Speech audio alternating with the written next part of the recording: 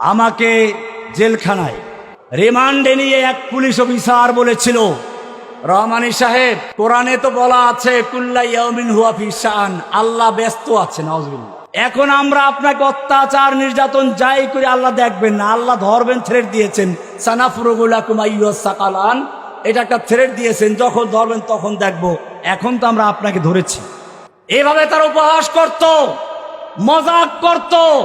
এদের নামগুলো সুন্দর, একটা নাম ছিল তাওহীদ, কিন্তু তারা সবচেয়ে বড় আল্লাহ এবং আল্লাহ রাসূলের দুশমন। প্রথমবার যখন এই হাসিনা ক্ষমতা এসেছিল, এদেশের লক্ষ উলামায়ে কেরামদের উস্তাদুল আসাতিজা শাইখুল হাদিস আল্লামা আজিজুল হক সাহেবকে জেলে পুরেছিল। দ্বিতীয়বার ক্ষমতা এসে শাইখুল হাদিস আল্লামা আজিজুল হক সাহেবের ছাত্র মুফতি জসিমউদ্দিন রহমানীকে, আজিজুল হক সাহেবের ছেলে মামুনুল হককে, এরকম হাজার হাজার উলামায়ে কেরামকে জেলে পুরে জেলখানা ভরে ফেলেছিল। আর জঙ্গি নাটক সাজিয়েছিল। আমাকে বলা হয়েছিল আনসারুল্লাহ বাংলা টিমের প্রধান। আমি সাংবাদিক ভাইদেরকে স্পষ্ট বলতে চাই, জসিমউদ্দিন রহমানী কোনো গোপন সংগঠনের লোক ছিল না। তার প্রত্যেকটা বক্তব্য ছিল প্রকাশ্যে। যখন বাংলাদেশের মুসলিম জনতার ঈমানকে পরীক্ষা করার জন্য, ঈমানকে চ্যালেঞ্জ করে শাহবাগে নাস্তিক জাগরণ শুরু করা হয়েছিল, জসিমউদ্দিন রহমান যখন গর্জে উঠেছিল ইসলামী জাগরণ তৈরি করার জন্য।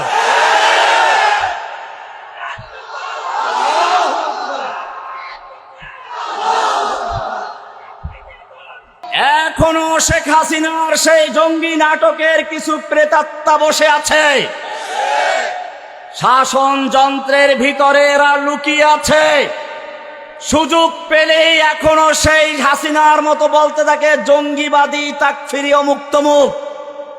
আমি স্পষ্ট করে বলতে চাই, বাংলাদেশের মুসলিম জনতা, বাংলাদেশের তাওহীদি জনতা এবারে ঐক্যবদ্ধ হয়েছে। এরপরে যদি কাউকে বিচ্ছিন্ন করার চেষ্টা করা হয়, কাউকে জঙ্গিবাদী বলা হয়, তাওহীদি জনতা তার মোকাবেলা করার জন্য মাঠে রক্ত দিতে দ্বিধা করবে না। আমি আমার তাওহীদি জনতাকে জিজ্ঞেস করতে চাই, বাংলার জমিনে তাওহীদি রাজ কায়েমের জন্য যদি বুকের তাজা রক্ত রাজপথে ঢেলে দিতে হয়, তোমরা তৈরি থাকবে কিনা? ইনশাআল্লাহ।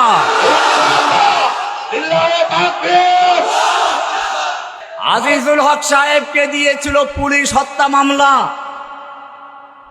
এদেশের কোরআনের পাখি বলা হয় যাকে, আল্লামা সাঈদী সাহেবকে বলা হয়েছিল রাজাকার। তিনি জেলখানাতেই শেষ নিঃশ্বাস ত্যাগ করেছেন।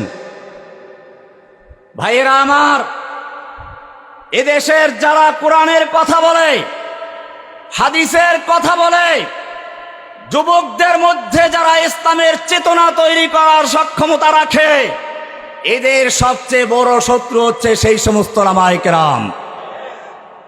এরা আলেমদেরকে বরদাস্ত করতে পারে না। এ কারণে মনে রাখতে হবে, এক এক করে উলামায়ে কেরামদেরকে বিভক্ত করার চেষ্টা করেছিল, এখনো করা হচ্ছে। সেজন্য আমাদের স্পষ্ট বক্তব্য, এখন থেকে আমাদের মধ্যে কোনো বিভক্তি নেই।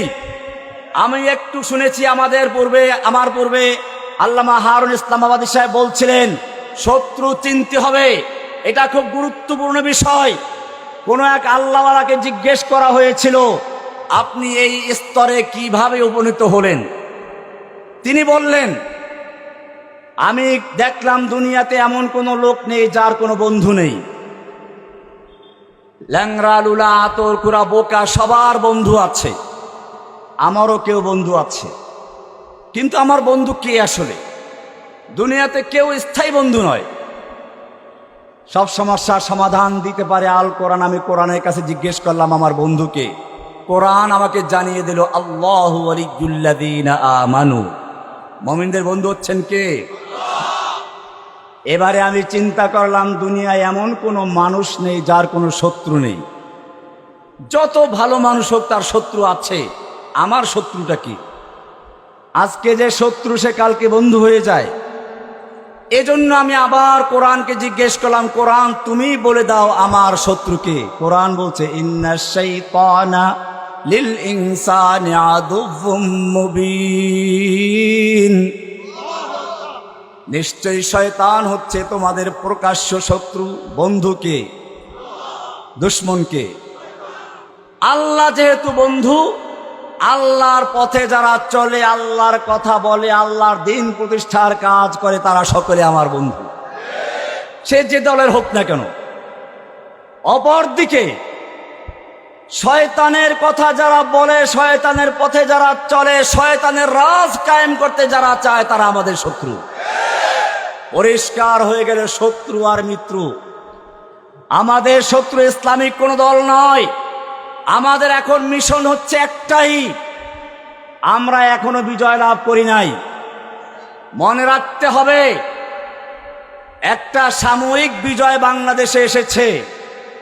যতক্ষণ পর্যন্ত এই বাংলার জমিনে আল্লাহর কোরআনের রাজ কায়েম না হবে, ততক্ষণ পর্যন্ত মুসলিমদের বিজয় আসতে পারে না।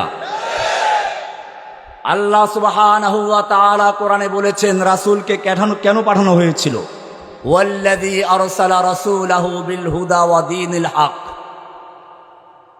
যদি প্রশ্ন করা হয় লিমাযা আরসালাল্লাহু তাআলা রাসূলাহু বিল হুদা ওয়া দীনিল হক, আল্লাহ তাআলা কেন তার রাসূলকে হেদায়েত এবং দ্বীনে হক দিয়ে প্রেরণ করেছেন? উত্তর কি হবে? কোরআনে স্পষ্ট আয়াত, লিইয়ুযহিরাহু আলাদ দীনি কুল্লিহি, অন্য সব দ্বীনে বাতিলের উপরে আল্লাহর দেওয়া দ্বীনে হককে বিজয়ী করার জন্য।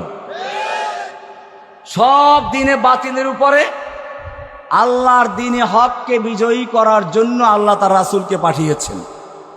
আমাদের দেশে ইসলাম কি বিজয়ী আছে না পরাজিত? কোরআন দ্বারা কি আদালত চলে, সংসদ চলে, ব্যাংক চলে, ব্যবসা বাণিজ্য চলে? তাহলে বোঝা গেল ইসলাম এখনো বিজয়ী হয় নাই। আমাদের এখন কাজ কি? ইসলামকে বিজয়ী করা। ইসলামকে বিজয়ী করতে গেলে আমাদের ঐক্যবদ্ধ হতে হবে। আপনারা জানেন কোরআনের স্পষ্ট আয়াত আছে। কোরআনে আল্লাহ রাব্বুল আলামিন সূরা আলে ইমরানের 103 নম্বর আয়াতে বলেছেন, ওয়াতাসিমু বিহাবলিল্লাহি জামিআ, তোমরা আল্লাহর রজ্জুকে ঐক্যবদ্ধভাবে ধারণ করো। ওয়ালা তাফাররাকু, বিচ্ছিন্ন হইও না। আমাদের বিচ্ছিন্ন হওয়ার সুযোগ নেই। এরপরে কোরআনের সূরা আনফালের 46 নম্বর আয়াতে বলা হয়েছে, ওয়ালা তানাজাউ, তোমরা পরস্পরে ঝগড়ায় লিপ্ত হইও না। ফাতাফশালু, তোমরা হীনমন্য হয়ে যাবে। ওয়াতাযহাবা রিহুকুম, তোমাদের প্রভাব, শত্রুদের মনের ভিতরে তোমাদের প্রভাব তা নষ্ট হয়ে যাবে। আপনারা দেখেছেন শেখ হাসিনার যে দুর্দান্ত প্রতাপ ছিল, এত সহজে ধ্বংস হবে তা কি আমরা কল্পনা করেছিলাম? আমার মনে পড়ে কোরআনের আয়াত, মা যানানতুম আন ইয়াখরুজু ওয়া যান্নু আন্নাহুম মানিআতুহুম হুসুনুহুম মিনাল্লাহ, তোমরা ধারণা করো নাই সে এরকম পালিয়ে যাবে। ওয়া যান্নু আন্নাহুম মানিআতুহুম হুসুনুহুম মিনাল্লাহ, এবং হাসিনারাও মনে করেছিল তাদের ভারতের দুর্গ, ছাত্রলীগের দুর্গ, যুবলীগের দুর্গ, শ্রমিক লীগের দুর্গ, গরু চোর লীগের দুর্গ, ধর্ষক লীগের দুর্গ, ওরা তাকে হেফাজত করবে। আল্লাহ তাআলা বলছেন, ফাআতাহুমুল্লাহু মিন হাইসু লাম ইয়াহতাসিবু, আল্লাহ তাআলা এমন ভাবে তাদেরকে পাকড়াও করলেন, মিন হাইসু লাম ইয়াহতাসিব, তারা কল্পনাও করতে পারে নাই। ওয়া কাযাফা ফি কুলুবিহিমুর রুব, আল্লাহ তাআলা তাদের অন্তর মধ্যে ভীতির সঞ্চার করে দিলেন, ভয় ঢুকিয়ে দিলেন। হাসিনা পালিয়েছে, কিন্তু হাসিনার আদর্শ এখনো পালায় নাই, হাসিনার চরিত্র পালায় নাই, তাদের জাগরণ তৈরি হয় নাই। যতক্ষণ পর্যন্ত এই বাংলার জমিনে তাওহীদের আওয়াজ না উঠবে, প্রত্যেকটা মানুষের অন্তরে নামাজ পড়া যেমন ফরজ, কোরআন পড়া, মসজিদ তৈরি করা যেমন জরুরি, মাদ্রাসা তৈরি করা যেমন জরুরি, এরকম ভাবে যতক্ষণ পর্যন্ত প্রত্যেকটা মানুষ এই কথা না বুঝবে যে আকিমুদ্দিন, দিন কায়েম করাও, দিনকে বিজয়ী করাও জরুরি, ততক্ষণ পর্যন্ত দিন কায়েম হবে না। এজন্য আমাদের কাজ হচ্ছে গ্রামে গঞ্জে সব জায়গায় আকিমুস সালার সাথে সাথে আকিমুদ্দিনের স্লোগান তৈরি করে দেওয়া, সবার মধ্যে ছড়িয়ে দেওয়া।